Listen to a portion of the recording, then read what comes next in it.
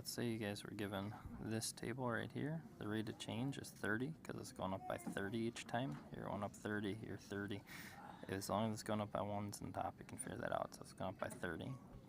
The rule, or this is a linear equation, something x, figure out this number at the end. This number at the end is always where it is at 0, so I had to work backwards. It was going up by 30, so if I want to go back to 0, I'd have to go down by 30. So that would take me to negative 15. And then the number in front of the x is what it's going up by, as long as I'm going by 1, so it's 30. The now next equation is always going to be the same as whatever's here in front of the x. So it'd be now plus 30 equals next. So whatever's with the x, that's what goes here. Whatever the table's going up by tells me that if I have this now, I go up by 30, I get this. If I have this now, I go up by 30, I get this. Let's say like 7 and 11 are in the table. So that one way that you could get it is just set up the equation. It was y equals 30. Instead of having the x here, I'll put in a 7 and then plus negative 15. And you can just type that in your calculator. 30 times 7 plus negative 15, and whatever you get would be your answer at 7. If you want 11, do the same thing, but put 11 there. I was asked about a question like this. So remember that you distribute this out to both pieces. So this times this would be 15x. This times this would be negative 10. And then you have plus 4x. Again, a lot of you guys like to do this. You can change this to plus or negative. Any minus sign that you have can always be plus or negative. And that would just change this to 15x plus negative 10 plus 4x. You get the same thing. Then I combine any terms that I can. So I look, and these have the same ending. So 15 and 4 makes 19x.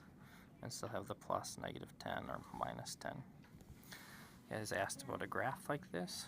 Again, it's a linear equation. So it would be y equals something x plus the number that always goes by its y-axis, crosses that 1 up here, so we'll put a 1 right here. And then we look for the rise over the run. So from here to another point I see, it goes down 1, so that's on top. And it was negative direction because it went down.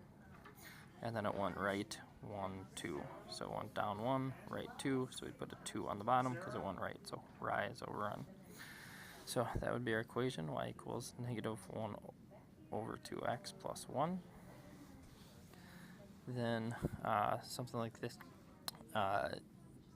x stands for days, y stands for points. So if I don't have the x value, I'm finding the days. If I don't have the y value, I'm finding the points. So when you're looking at this one, the way I'd solve it is kind of the boxes and coins thing. So I start by subtracting 10x from both sides, because that's a smaller one. I get 700 greater than or equal to 30 minus 10x, or plus 10x. Next thing you do is subtract 30 from both sides. I get 670 is greater than or equal to 10x. Divide by 10 on both sides. And I ran out of room there, but x is less than or equal to, and if 670 divided by 10 would be 67. That would be my answer, and my explanation would be that I had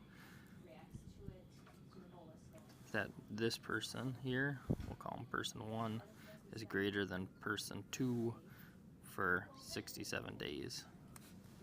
So that's what we're looking for that one. This type of one, if you had something like this, y equals 70 plus 900 times 10, you get y equals 70. I just multiply this out, put it in my calculator, 900 times 10 is 9,000. Get y equals, add these two together, I get 9,070. And so this would tell me that if I put these two together, I got 9,070. So that would tell me after 10 days, they have 9,070 points. So that would be my next explanation. I'd write a quick sentence with that. Hope that helps, test guys.